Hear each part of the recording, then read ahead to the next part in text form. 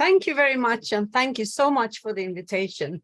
As I said before, I'm very happy to talk about this, and maybe you have all guessed that this is a favorite subject for me. It's my research area, learning environments, learning spaces, and how teachers and students interact in those learning spaces.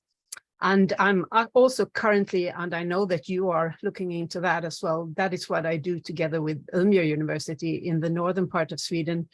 We are looking into learning labs, more innovative learning environments, and how teachers and students use those kinds of labs and what we can learn from that. And so maybe we will have the possibility to collaborate in some sense in the future. But today, I was invited also to talk about learning spaces, what we know and what we do not know, and based on the results that we saw in the aforementioned systematic review on formal learning spaces. And I should say something about that one because we did, we did a review because we felt me and a Norwegian and a Danish and Umeå researcher, we felt that yes, we all are into this, but how does the research field look like? What do we know? Can we learn from each other, and so on?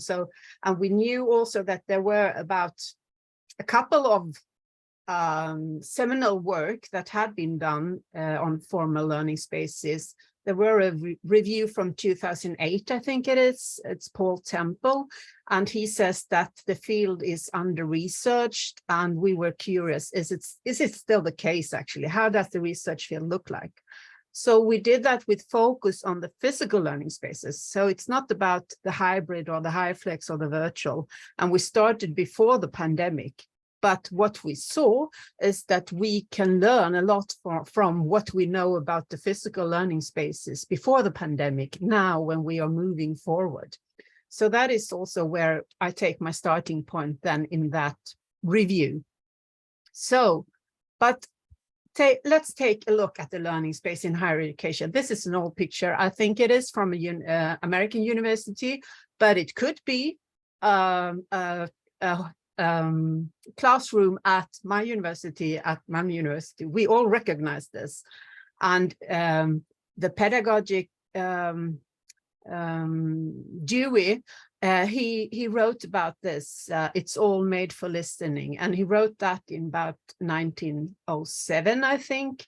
And it's not inviting any active learning and so on. And I think that the learning spaces at our university, they actually mirror how we think about learning. So when we design spaces like this, if that is true, we are thinking about learning like a thing that happens in a special time, in a special place, and also in a place where we sit down alone, divided from other people, and so on and so forth. And we know from the research on learning, I have my background in pedagogy, we know that, well, that may not be the best environment for learning, but still we have a lot of spaces that looks like this.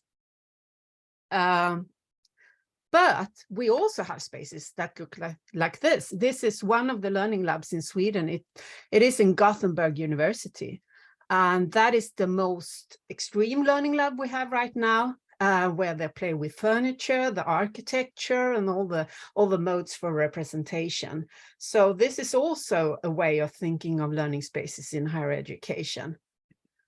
But this is, I actually took this in Oslo at University of Norway, Oslo Met, and it's 2 weeks ago, and it's a good space, but you can see the layout. We still recognize the layout from the way that John Dewey described the learning spaces in the early 1900s. So most of our spaces, and I don't know if that goes for your university as well, they look like this. Benches and chairs in rows with a clear sight line to the front where there are supposed to be 1 or 2 persons presenting something. That is the default setting for a learning space in higher education. And we also now have more flexible spaces, and also we are working with hybrid spaces, and that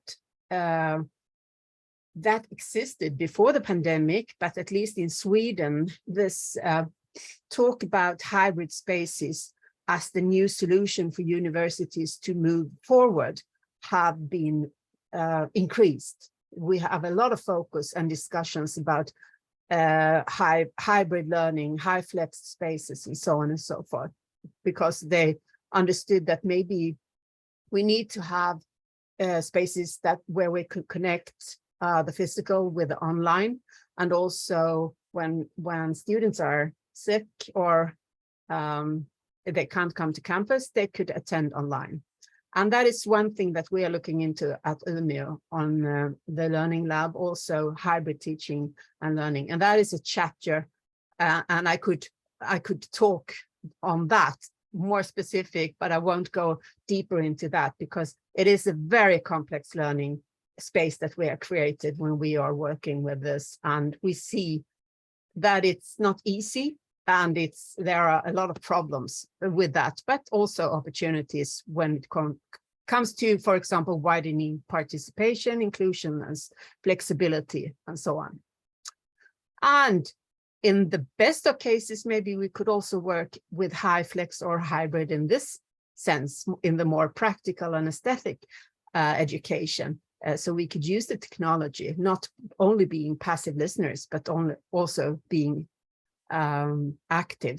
So there are a lot of things going on in higher education right now, and the pandemic actually foregrounded the value of the learning space, and that also I think that the pandemic, it foregrounded also for us the importance of the space, and that the space affected the way that we interact, because we chose to move from the physical university into Zoom, and Zoom was the thing that was closest connected to what we were traditionally doing in the more physical classroom. It was the next best, and happily enough, Zoom worked for all of us.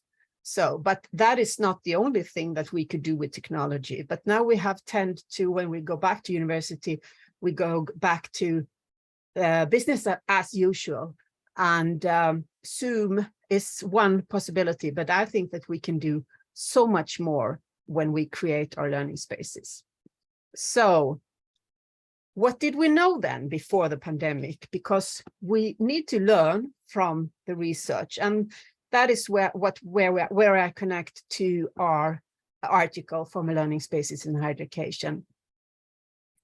And one thing is that we talk about different things, and we use different concepts. In the research area, there are a lot of researchers that talk about space, but we also have learning environments, and is that the same thing? And you see that there are a lot of concepts going on: flexible, scale up, high flex, innovative learning environments, and so on and so forth. So this is one way of understanding the field that we use a lot of different concepts when we talk about learning spaces in higher education. And that could be good, but it's also symptomatic for a new research field that we are struggling with the concepts and what are we talking about. And hybrid is one example. What are we talking about when we are talking about hybrid spaces and hybrid learning? There are confusion with that. So, and that also mirrors the research before the pandemic.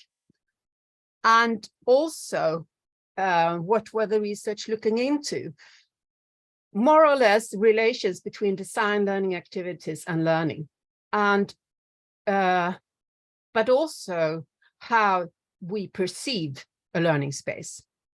And the research also looked into design principles for creating spaces, but also methods and tools and so on and so forth to assess a space after the space is in place.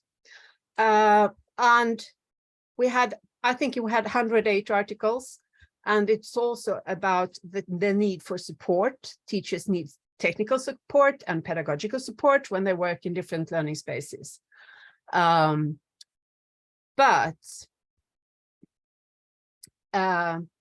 we found that many of the articles have a clear focus on what works, the evidence. If we do an intervention in a learning space, can we see any changes in how the students learn? Do they learn better?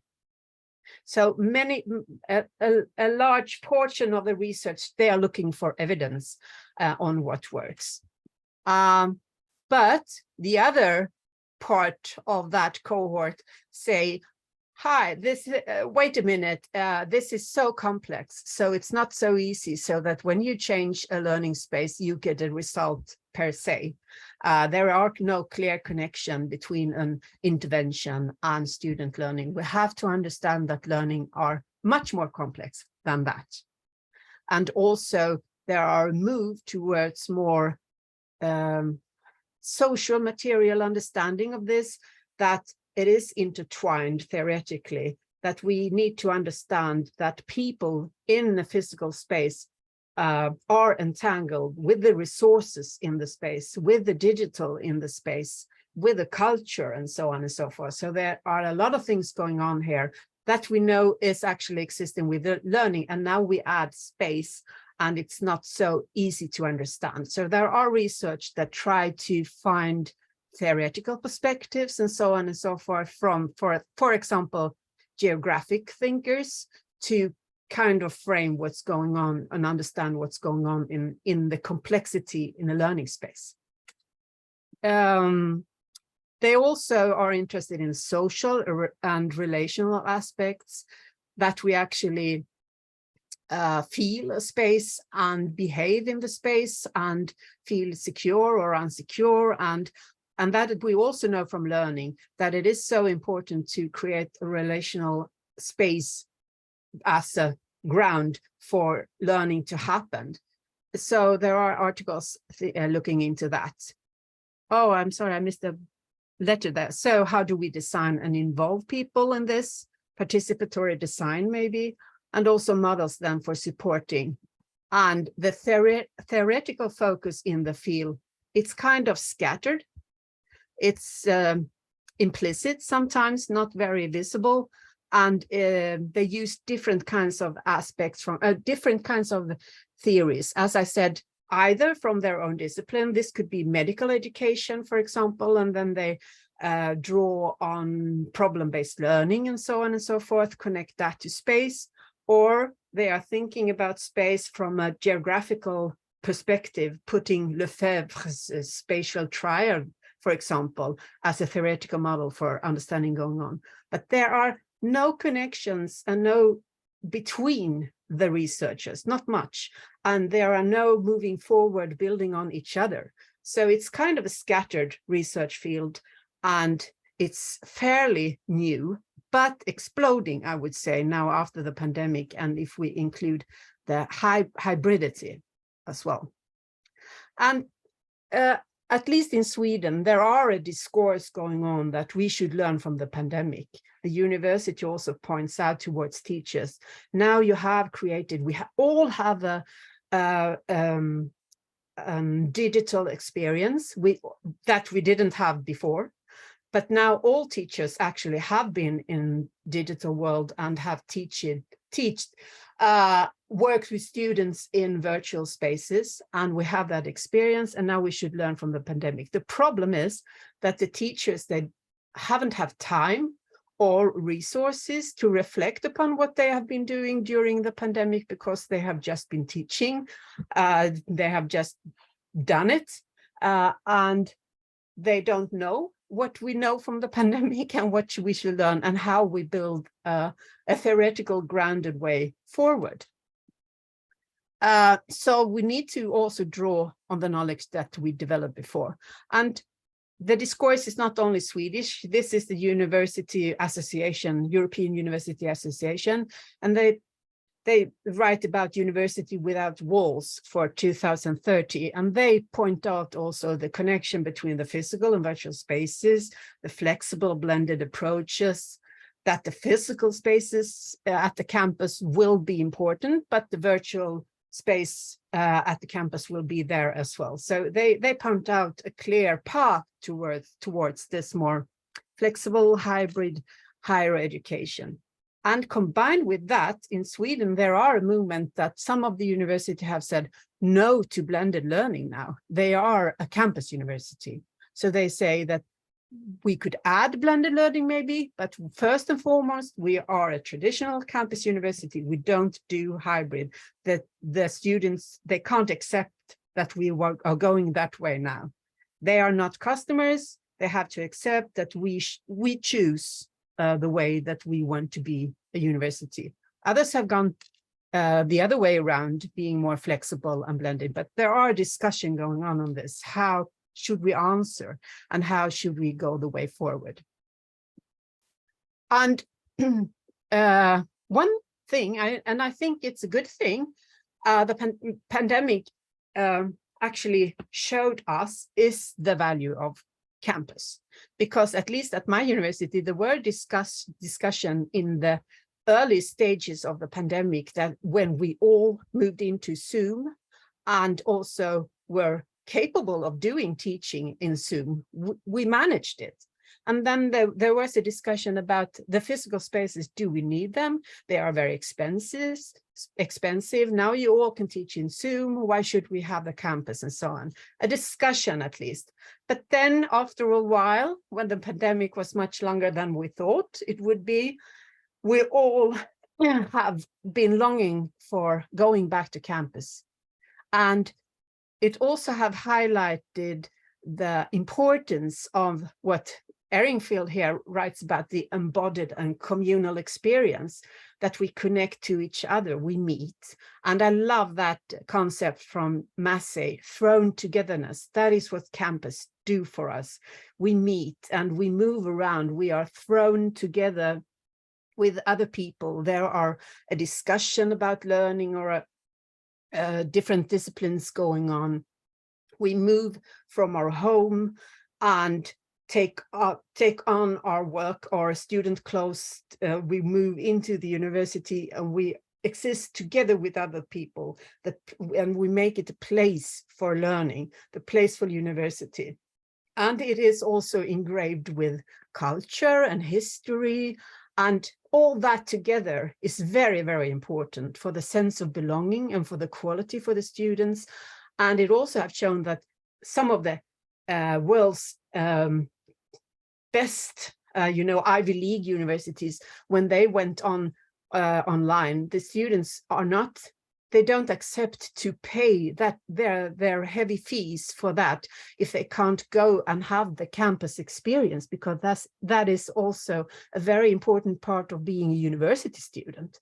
So the campus is very important, and we need to meet, and we have to have that human interaction, and that has been highlighted by the pandemic, I think. But then also we move towards this more post-digital, as I said before, there's more social material, that it's not interesting anymore to divide the digital from the physical, because it is intertwined, and we always work with the digital.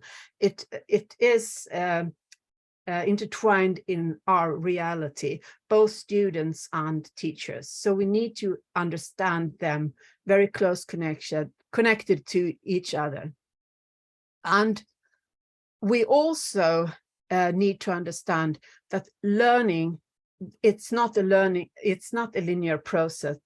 It's very, very complex. And as I said in the beginning, you can't expect that if you change the seating arrangements in a room, that will affect learning. It's so hard to isolate the physical space as the only factor for the students' results, for example. And I haven't seen many studies on a longitudinal level that could actually say, yes, the space the space in itself mattered, because there are so many things going on when we meet in a learning space. Just to highlight that is, you see the students here, they have social relations with the space. When they enter the space, they read it and they draw on previous experience of how a learning space usually looks like. And when they enter a space like this, they understand that, yes, this is a space for maybe testing, writing an assessment, or having a lecture. They understand the space. But when we moved into Zoom, we didn't have an understanding how the interaction, and we couldn't draw on previous experience. And the same thing is going on with a hybrid HyFlex teaching. We don't have that knowledge to draw on. We have to create our common understanding of what is the space and how is the interaction going on here. And you see, we all have strategies for the space. And when I have talked to students, some of them say, yes, I prefer daylight, but I don't like to be so close to others. So I have a strategy for my placement in the physical space. And when the teacher says, yes, now we're going to work in groups, they are disturbing the strategies that the students have developed for acting and interacting in that room. Another example is, yes, I love this place because I could withdraw from each other. As I said, I understand the room. I know what's going on here. But some students also think, yes, it's so noisy in here, and I'd rather, if I had a possibility, I would like to be in the front. Some say I never place myself in the front because I have the risk for the teacher to reach out to me. If I'm the back in the room, I could be more excluded from the interaction because it's harder for the teachers to move in a space like this. And then we have another example. I'm just moving you guys around so I can reach my arrows. Yeah, where is my safe space in this place? There's a lot of thinking going on. But then connected another layer when they are in the space is not related to the space, but the content that they are working on. And if we think that they are actually doing an exam here, yes, there is a lot of different aspects going on here as well. What's in it for me? I don't understand. This is easy. The time is running out. I'm stressed. What will happen next? There are bad instructions, and how will this be assessed? And so, you know, all these things that are going on when the students are in a space. They are thinking about what is happening in the space, where are we heading, and so on and so forth. There are a lot of thinking going on. I'm hungry. And then we have the teacher thinking about, yeah, this seems to work, but in this space, I don't have time or space to interact with the students in the back. So maybe next time I will book the lecture hall because I think it's more convenient. The teacher always also is thinking about how the space frames the interaction and how it works during the interaction, during a learning sequence, and also maybe not at least not at our university, the teachers don't often have the options to choose a specific space because we are so crowded. So they have to accept a space that are in the schedule. You are scheduled in this and this classroom, make it work. And I think that teachers have a spatial understanding, but there are many other things that are going on when they design their teaching, that we see a need for help the teachers to actually foreground the space, because the space play a very important role in how the learning sequence actually, if it is successful. Yes, and in this space, the teachers also are thinking about, how can I know that they are learning anything? How do we assess learning? And then there is the material layer as well. All the resources in the space, in this case, it's traditional pen and pencils and the books and the traditional, and then we could add a technological layer and so on and so forth. So if we should go in this room and ask, if we change the furniture layout, would it change the students' learning? Well, it depends. It depends about the social relations in the group. It depends on the teacher's interventions, the students' interaction, the daylight, the environment, how they feel about the space. what the traditions have been in the space. You understand where I'm heading. It's so complex. So it's very hard to isolate the space it's in itself. But it is still interesting to do research on the learning spaces. And before the pandemic, we were very good, and this is actually at Umeå, we were very good to look into active learning spaces, thinking about, we know that this supports learning, the students could be more active, and this is in biomedicine, and they have a very low retention during the courses, but they redesigned a space and the pedagogy. So they combined a new way of working with more representations of processes. You see the students move around, they have more space for represent their knowledge, talk to each other, and so on and so forth. So they changed the space and the pedagogy, and it was a very successful project I think it was about 30% passing the exam, going up to almost 90%. Because they could work with troublesome knowledge, with threshold concepts, and work with those in different ways, to represent their understanding in different ways, to work together in a learning process. And that should we draw on now when we are moving back to campus and also adding the more hybrid environments. What can we do and what can we learn from that? This is another example of the typical active learning classroom. And I think that we shouldn't forget those, because at least at my university during the pandemic, they filled a lot of, we went back to the hybrid discussion. This is a new solution. We have to adapt to that. When the students are coming back, we have to adapt to a hybrid solution. Yes, and they filled a lot of rooms with technology, but they forgot the active learning part. So now we are back with opportunity to connect with the online with the physical, but the physical is traditional again. It's the lines of tables and chairs and so on. Because, yeah, I don't know what that happened, but that is the case right now, that we are struggling with trying to learn from the active learning and also connect the digital to that. Yeah. So what do we know? Yes, we know that here is after the pandemic, and based on the research, we have the opportunity to create something new. There is a door of opportunity here. There is a door open. And we know also that learning is so complex. So it's very hard to say that there are this close connection between interventions and what the students' success rate. And now we also have added the digital layers, because it is always present. It is a part of what we are doing.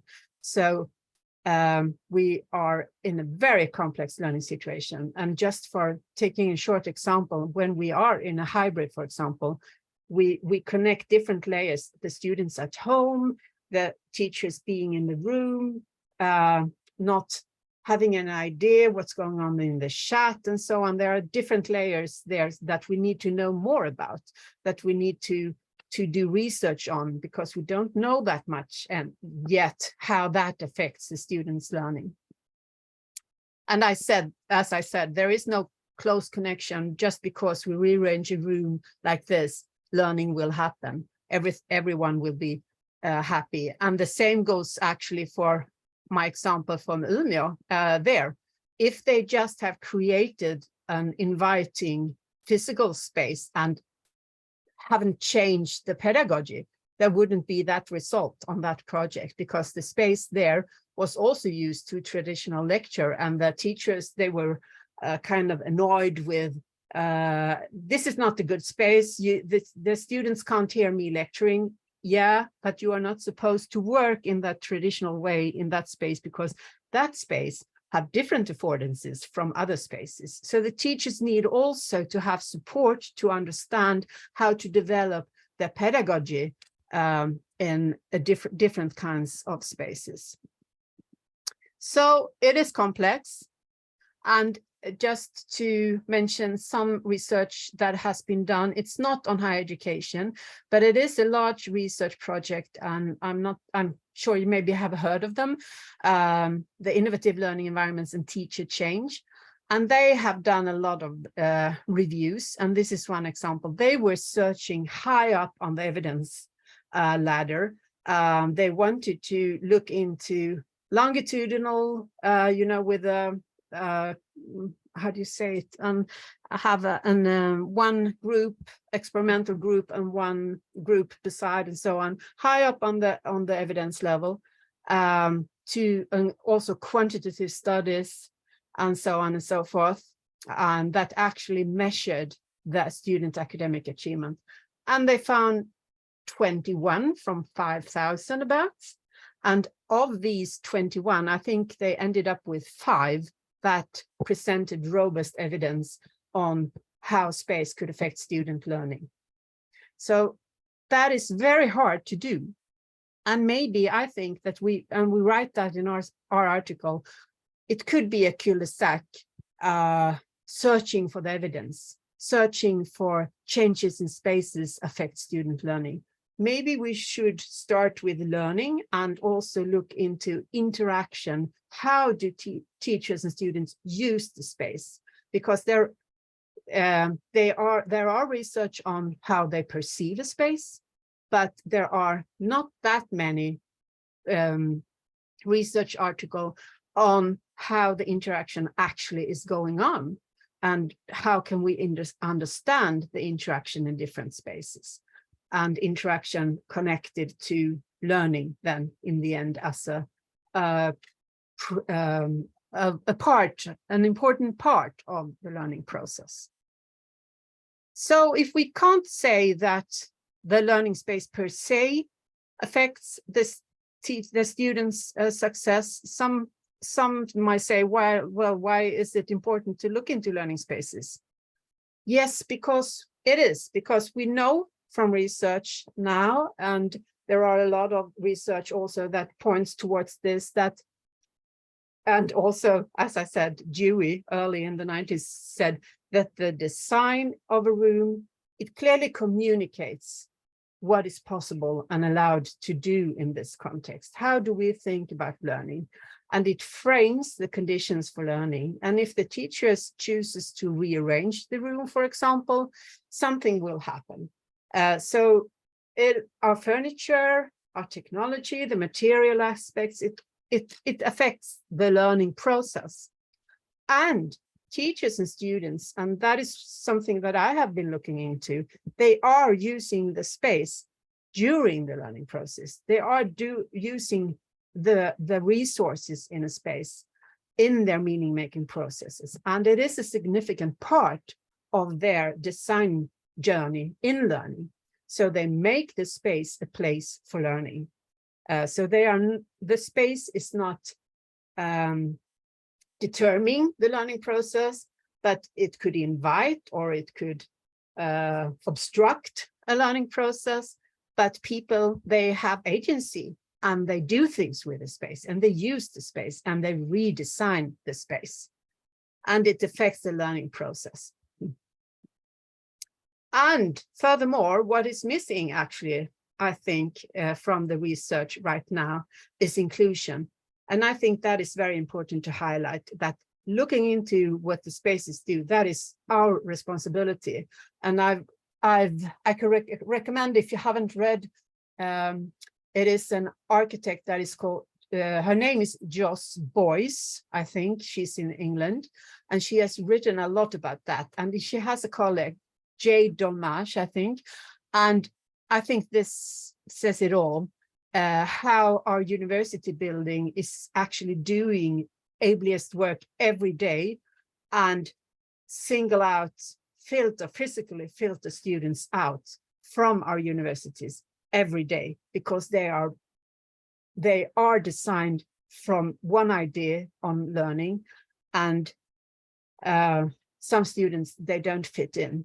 And the aforementioned researcher Joss Boyce, she has written about how the pandemic and the digital, when she was talking about disabled students with them, they said, yes, welcome to our world. Now you could feel how it is to be isolated, and suddenly you could adapt, and suddenly you could use different formats. Suddenly you could use Zoom and work with us in different formats. But now we are going back to campus, and maybe from widening our repertoire, we are now narrowing it down again, going back to business as usual. But inclusion is very important to have as an starting point when we are thinking about the learning spaces. And that not only goes for the physical, but also the digital space. It's better for some, it's worse for some, but we have to think about how to design and also use spaces.